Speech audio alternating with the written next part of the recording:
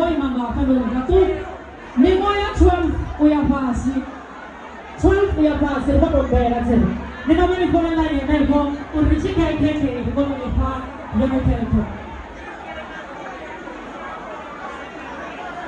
Okay, bana bisho pesa kwa keke.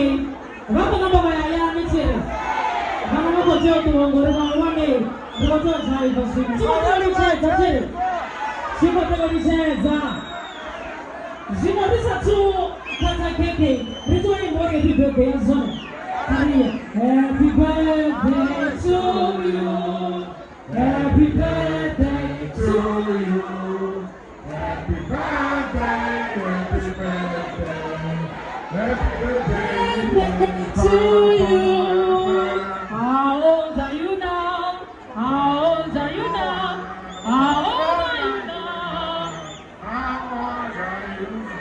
I did not 58 to 58. There's Makangala Kera Babona, 58 Kabosa, Senator Dombero, and Ivashu, or about the vaccine, Makande. Kariri, Victory 1, how about Timatiri? Yeah. 3, 2, 1, happy! There's all, everybody on the month.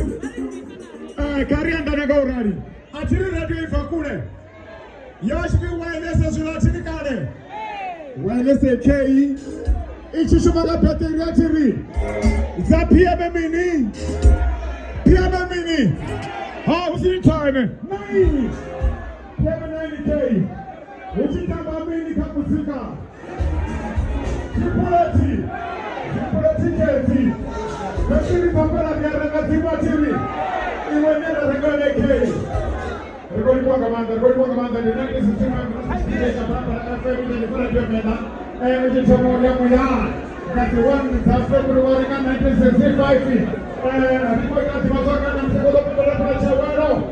Alikuwa kwa Tshiawelo kwa buti. Phalaphala. Alikuwa kamanda kwa Tshiawelo. Nilipone kwa baba tenge. Nalo babu ni happy birthday Sandu. Basi kwa chaya. Happy birthday to you. Happy birthday.